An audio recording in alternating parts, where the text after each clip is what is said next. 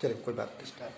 तो कल आपको मैंने पढ़ाया था जो है उपसर्ग, प्रत्यय और समास।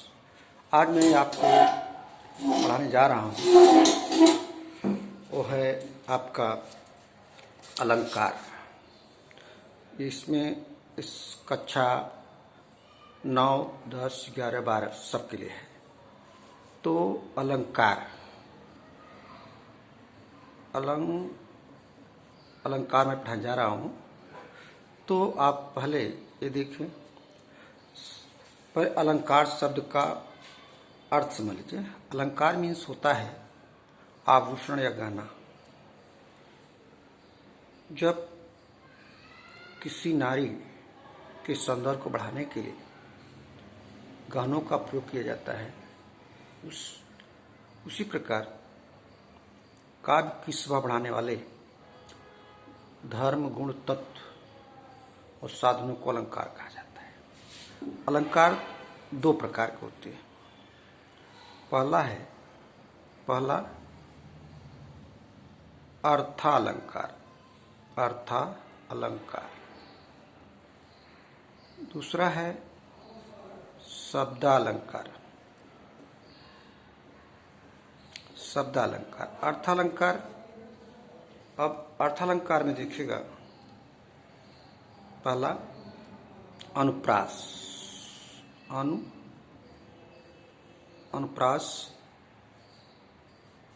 दूसरा है यमक, तीसरा है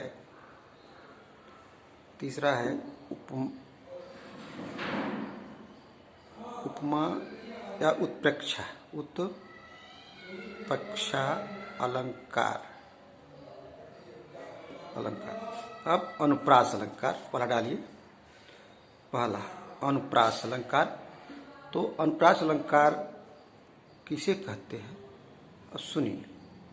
अनुप्रास अलंकार का शाब्दिक अर्थ होता है कि पीछे पीछे चलना, प्रयास। तो जब कोई शब्द या जिस काव्य पंक्ति में एक वर्ण या वर्ण लगातार आता रहता है, उसे हम अनुप्रास अलंकार कहते हैं। तो अनुप्रास अलंकार में आप अक्षर देखिए, उदाहरण देखिए। उदाहरण परिभाषा मैंने आपको दे दिया। तो उदाहरण देखिए कि उदाहरण है आपके तरनी,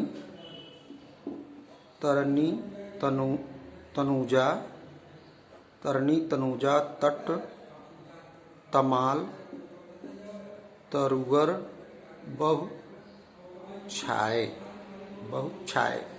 यहाँ देखिए प्रस्तुत पंक्ति में आप देख सकते हैं तरनी, तनुजा, तट, तमाल, तरुगर, बहु छाए। इसमें त वर्ण बार बार आया है, इसलिए यहाँ पर अनुप्रास अलंकार है। दूसरा उदाहरण देखिए।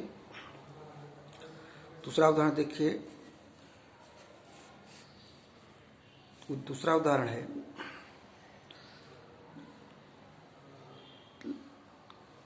चंदू के चाचा ने चंदू के चाची को चांदी के चम्मच से चटनी चटाई, ये भी हो सकता है।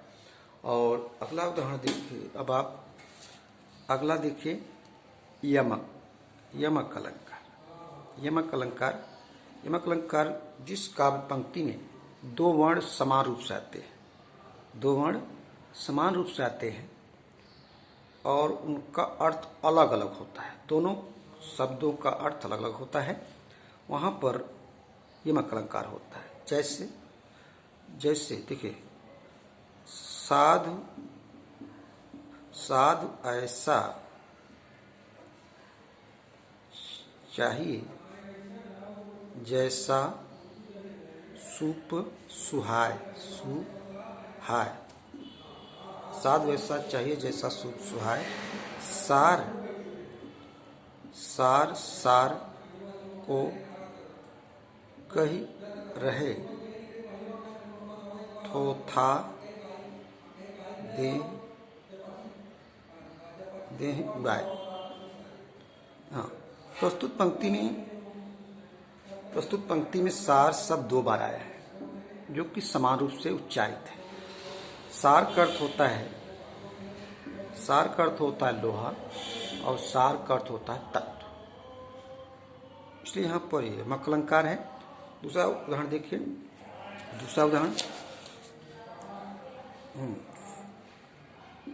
कर का मन का डाय दे, मन का फेर। कर का मन का डाय दे, मन का फेर। मन का अर्थात इस पंक्ति में मन का 2 शब्द 2 बार आया है। कर का मन का डाय दे, मन का फेर, अर्थात मन का उन्हें हृदय से फेरना चाहिए। मन का फेर, मन में जो है विचार ईश्वर के प्रति अर्पित कर दे। यहाँ पर मन का, चलिए, मन का माने भौतिकता, मन का माने मन से। अब अगला उदाहरण देखिए, उत्प्रेक्षा अलंकार। उत्प्रेक्षा अलंकार जिस काव्य पंक्ति में भावनाओं की कल्पना या संभावना प्रकट की जाए, वहाँ पर उत्प्रेक्षा अलंकार होता है। या इस अलंकार को पहचानने के लिए इनके शब्द आते हैं। जनु जानो, मनु मानो, जानो मानो आदि। ज्यों भी आता है। तो जैसे उदाहरण देखिए, सोहत ओढ़े पीतपट, श्याम सलोने गात। सोहत ओढ़े पीत पट, श्याम सलोने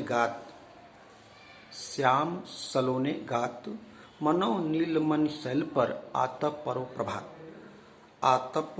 प्रभात। सोहत ओढ़े पीत पट, श्याम सलोने गात। मनो नीलमणि शैल पर, आतप परो प्रभात। प्रस्तुत पंक्ति में मनो शब्द आया है, और यहाँ पर कृष्ण के पीले वस्त्र के चमक की तुलना उगते हुए सूरज के पीली किरणों से की गई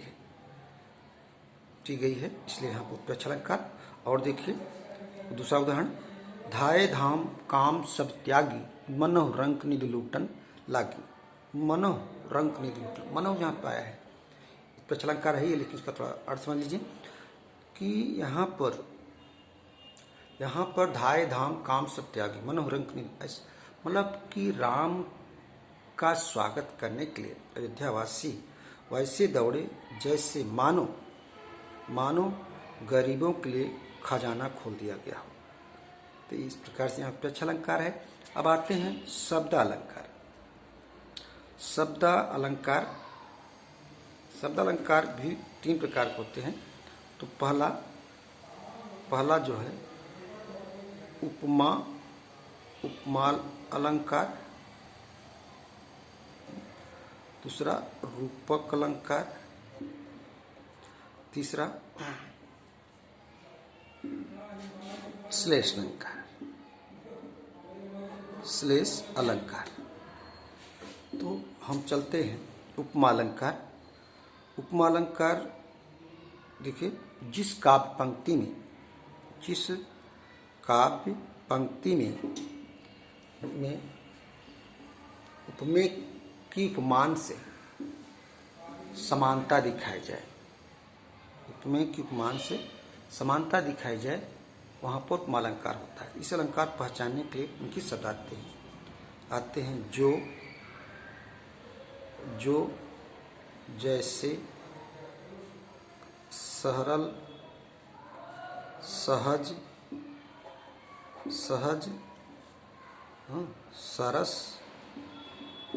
सरस के समान आदि। देखिए उदाहरण देखिए, तावा सम, थी तपती वसुंधरा, तावा सम थी तपती वसुंधरा। प्रस्तुत पंक्ति में तावा जिस पे रोटी पकती है उसकी तुलना पृथ्वी या पृथ्वी की तुलना तावा के समान दिखाया गया है, इसलिए यहाँ पर उपमा अलंकार है। उदाहरण देखिए, उदाहरण पीपर पात सरस मन डोला। पीपर पात सरस मन डोला। पीपर के पत्ते की तुलना मन से की गई है। पीपर का पत्ता मन ऐसे डोलता है जिससे मानो पीपर का पत्ता, अर्थात मन डोलने चंचल होने की भावना है यहाँ पर, तो मन पीपर के पत्ते के समान चलायमान है, इसलिए यहाँ पर उपमा अलंकार है। अब अगला आता है रूपक अलंकार। रूपक अलंकार जिस काव्य पंक्ति में उपमेय की उपमान से कल्पना या तुलना की जाए वहाँ पर रूपक अलंकार होता है। इस अलंकार की मुख्य पहचान है के रूपी।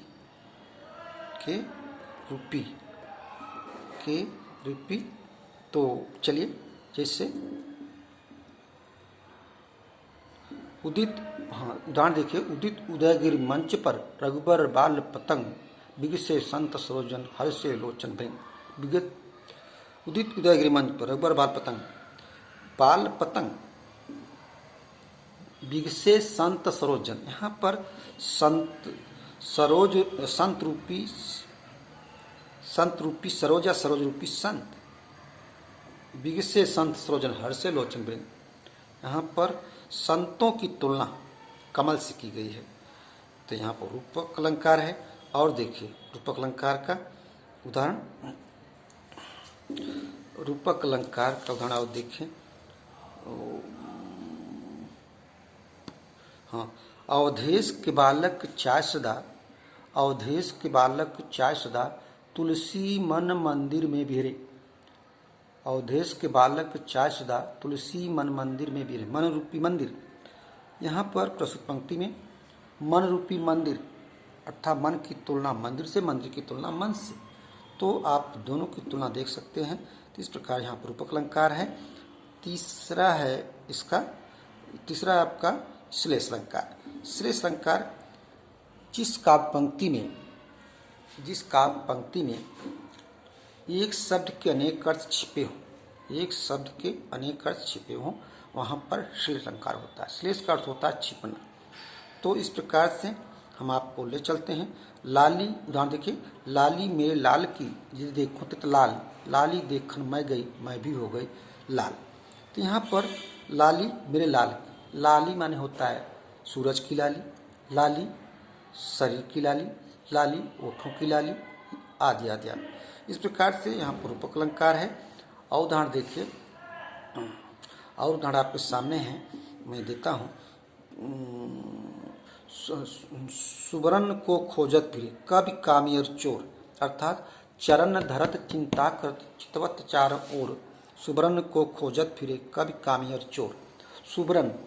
सुबरन के तीन अर्थ हैं। कामी की दृष्टि से सुंदर स्त्री, भाई से, हाँ, और चोर की दृष्टि से सोना चांदी, और कवि की दृष्टि से सुंदर अक्षर। सुबरन के तीन अर्थ हैं, इसलिए यहाँ पर श्लेष अलंकार है।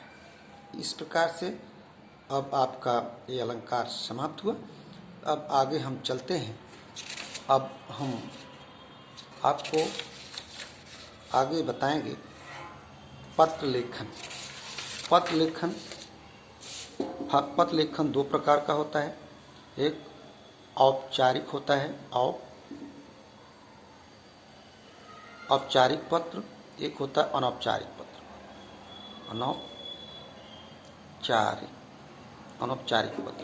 अनौपचारिक पत्र पहले आप हमको जो हमारी परीक्षा में आएगा वो औपचारिक पत्र।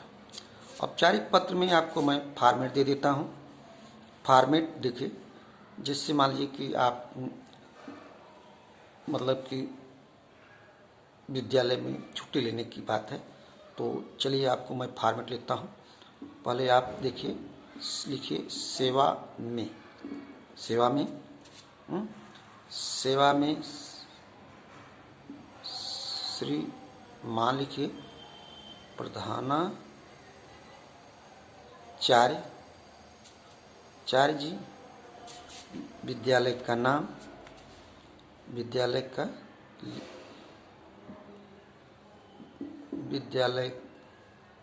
नाम,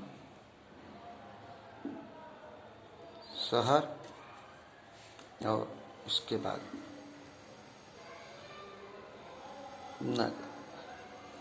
नगर लिखिए। इसके बाद लिखिए विषय, विषय क्या है वो लिखिए। और इसके बाद आप लिखिए दिनांक, दिनांक लिखिए एकदम सेम टू से एकदम नीचे जैसा बताया हूँ पहले से, दिनांक लिखिए। इसके बाद आप आ जाइए उसके जस्ट नीचे महोदय या महोदय। इसके बाद आप यहाँ शुरू कीजिए, यहाँ से जैसा कि मैं आपको बताया हूँ कि शुरू करना है तो कैसे शुरू करेंगे ये आपको मैं बता देता हूँ। चलिए, जिससे आप शुरू करना है। महोदय, मैं आपके विद्यालय कक्षा 10वीं का छात्र हूँ। इस पत्र के माध्यम से आपको बताना चाहता हूँ कि आज की रात्रि में मैं बुखार से पीड़ित था और मैं रात भर सो नहीं सका। सुबह डॉक्टर के पास या चिकित्सक के पास गए। उसने मेरे बलगम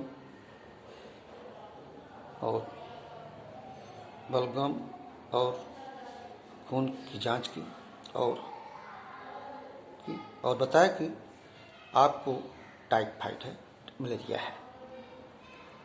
इसके बाद दवा दिया और 1 हफ्ते तक अवकाश करने की सलाह भी थी। इसलिए मैं आज विद्यालय नहीं पहुंच पाऊंगा। अतः आपसे प्रार्थना है कि इतनी तारीख से इतने तारीख तक अवकाश देने की महती कृपा करें। आपका आज्ञाकारी